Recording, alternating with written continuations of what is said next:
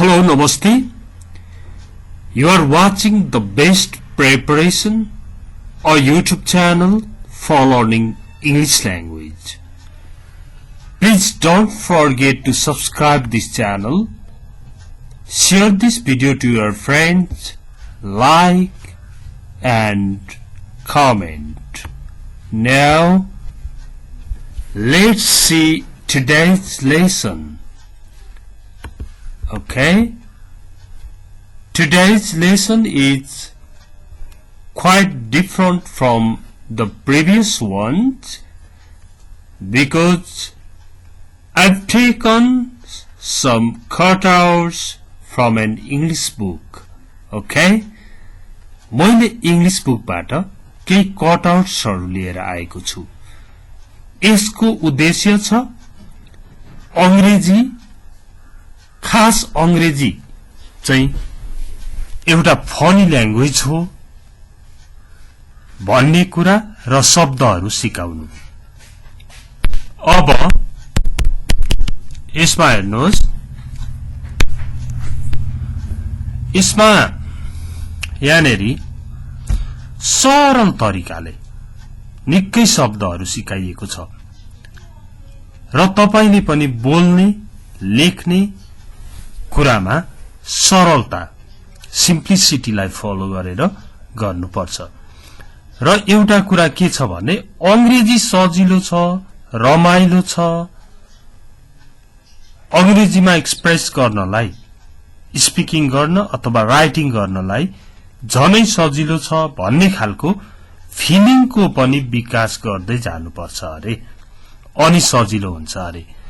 अब यहाँ हेर्नुहोस् है, यहाँ एउटा मान्छे छ, रेड ह्याट लगाएको छ र यो कस्ट्युम भनेको त हामीलाई थाहा छ नि, पहिरन कस्ट्युम, कपडा, पहिरन। डिफरेन्ट ठाउँमा डिफरेन्ट कस्ट्युम्सहरु फेमस हुन्छन्। शेर्पाजहरुले लाउने कस्ट्युम्स, हिन्दूजहरुले लाउने कस्ट्युम्स, मुस्लिम्सहरुले लाउने कस्ट्युम्स फरक हुन सक्छ नि। त्यस्तै रिलिजियस कस्ट्युम्सहरु पनि हुन्छन्, ट्रेडिशनल कस्ट्युम्सहरु हुन्छन्। यस्तो कपडा पहिरनलाई नै कस्ट्युम्स भन्दो रहेछ भनेर पनि बुझौं। अनि यहाँ हेर्नुहोस् है कति सरल छ। Hello, my name's Karim and I'm from Morocco. I live near Marrakesh. It's a big city. In this photo, I'm wearing our traditional costume. यो फोटोमा म ट्रेडिशनल कस्ट्युम लगाइरहेको छु। It's a long white tunic and a red hat. Okay? Long white tunic लगाएको छ, red hat लगाएको छ। I'm playing the oud. The oud is the grandfather of the guitar. Guitar को ग्रैंडफादर, गिटार को बाउ को पनि बाउ, बाजे भनेको पुरानो बाजा, गिटार जस्तै पुरानो बाजा भन्न खोजेको। It is a very old instrument from the north of Africa. Okay? It has got a round body, round golo, round body, and 11 strings. 11 वटा strings. 1, 2, 3, 4, 5, 6, 7, 8, 9, 10, 11. 11 strings. You don't play it with your fingers. You play the guitar with your fingers. होइन? Guitar त औंलाले बजाइन्छ। But this father of guitar, you don't play it with your fingers. You play it with a small piece of wood or a feather. हेर्नु त यति धेरै कुराहरू भनेको छ कुनै अप्ठ्यारो इंग्लिश त ल्याएर राखेको छैन नि यसलाई नै भनिन्छ सिम्प्लिसिटी सबैले बुझ्ने गरी बोल्नु सबैले बुझ्ने गरी लेख्न सक्नु नै ठूलो कुरा हो अब अप्ठ्यारो शब्द बोलेर अथवा अप्ठ्यारो शब्दहरू लेखेर डिफिकल्ट भोक्याब्सहरू राख्दैमा ठूलो हुने पनि होइन है यसमा के बुझ्नुभयो त कति सरल तवरले भनेको छ एकपल्ट यसलाई हेरौं है नेपाली सहित hello my name is Karim and I am from Morocco मेरो नाम करिम हो म मोरक्कोबाट आएको हुँ आई लिभ नियर माराकेस म माराकेस छेउमा बस्छु इट्स अ बिग सिटी भनेको यही माराकेस चाहिँ बिग सिटी हो अब इन दिस फोटो यो फोटोमा I am wearing our traditional costume traditional भनेको पहिलादेखि चलिआएको पहिलादेखि परम्परागत खालको पुरानो खालकोलाई ट्रेडिशनल भनेर भनिन्छ ट्रेडिशनल कस्ट्युम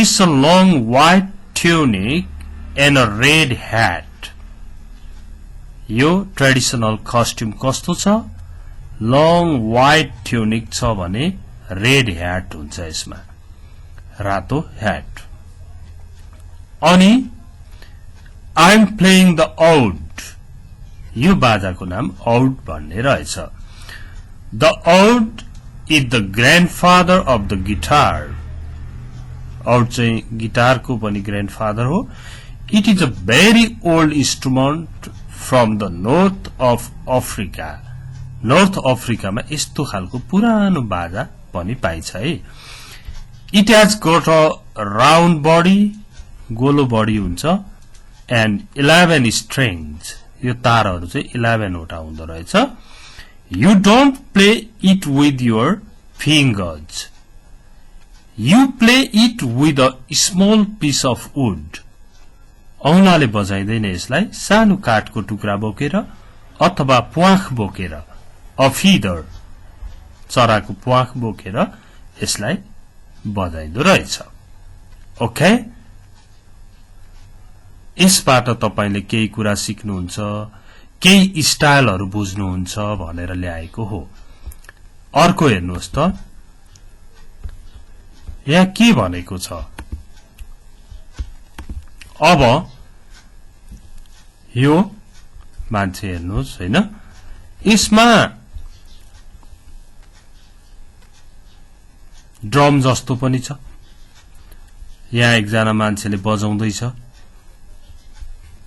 के भन्छ यहाँ हेर्नु है हाय माय नेम हारुतो मेरो नाम हारुतो हो आई एम फ्रम जापान म जापानबाट आएको आई प्ले द वाडाइको म वाडाइको बजाउँछु it is a traditional Japanese drum वाडाइको भनेको ट्रेडिशनल जापानीज ड्रम रहेछ it is more than 1000 years old यो वाडाइको 1000 वर्ष भन्दा नि पुरानो बाजा हो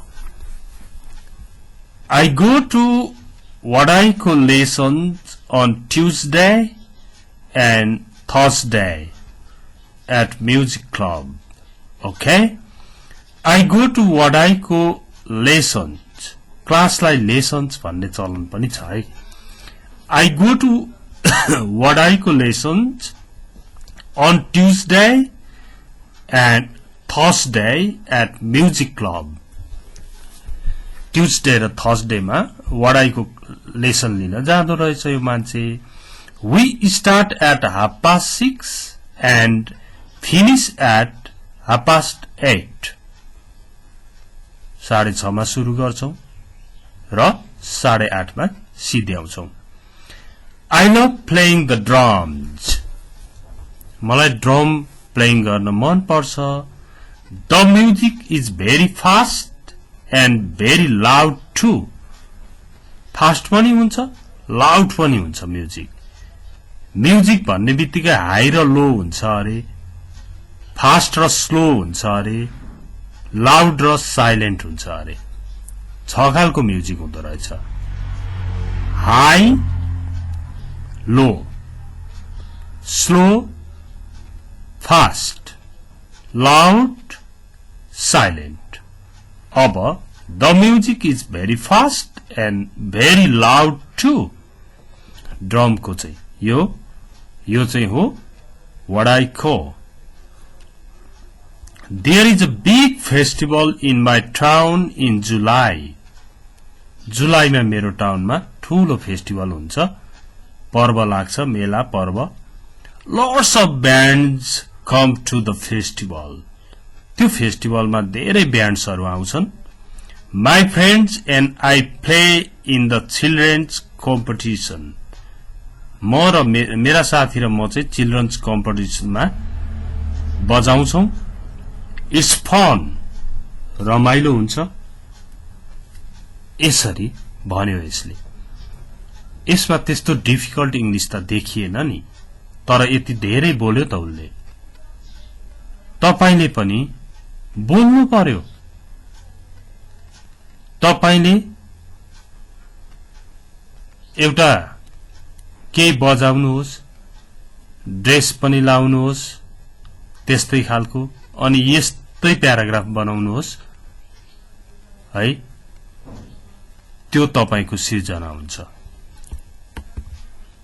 अब यहाँ हेर्नुहोस् अर्को यहाँ के भनेको छ हेर्नुहोस् है हाई माय नेम्स ब्रेन्डन मेरो नाम ब्रेन्डन हो नमस्ते I live in New York in the USA there's an enormous park here called Central Park enormous भनेको ठूलो big large park यहाँ एउटा ठूलो पार्क छ यसलाई सेन्ट्रल पार्क भनिन्छ अरे I go rollerblading in the park with my dad and my sister dad र sister सँग यसरी यो बोल्दै रहेछ नि यो बोल्दै रहेछ हो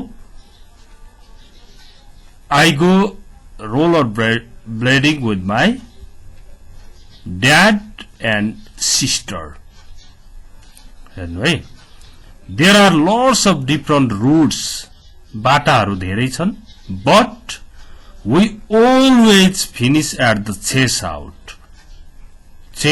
house धेरै बाटा छन् तर हामी चेस हाउसमा गएर रोकिन्छौं जहिले पनि त्यो चेस हाउसमा गएर रोकिने खालको बाटोमा जान्छौं I like playing chess मलाई चेस खेल्न मन पर्छ I don't always win म सधैं जित्दिन but it's fun तर रमाइलो हुन्छ हारे पनि जिते पनि रमाइलो Then we go fishing in the lake त्यसपछि हामी लेकमा फिशिङ गर्न जान्छौं In the summer we have a picnic on the grass समरमा चाहिँ हामी ग्रासमा पिकनिक गर्छौं ग्राउन्डमा ग्रासहरु पलाउँछ त्यहाँ पिकनिक जान्छौं It's a great place यो ग्रेट प्लेस हो ठाउँ हो तपाईलाई यसरी अंग्रेजी सिक्दा अर्कै खालको फिलिङ कस्तो फिलिङ भयो यी शब्दहरु त सिम्पल भए पनि के हुन्छ भने यस्तो खालको लेसनले आखिरमा यसै गरी सिम्पली बोल्ने रहेछ म पनि हल्का गरी यस्तै गरी बोल्ने लेख्ने गर्छु म पनि अंग्रेजी जान्ने बन्न सक्छु भन्ने खालको कन्फिडेन्स बिल्डअप हुन्छ त्यसको लागि यो लेसन लिएको हो Please don't forget to share this video to your friends. Thanks for watching it. See you tomorrow. Bye bye.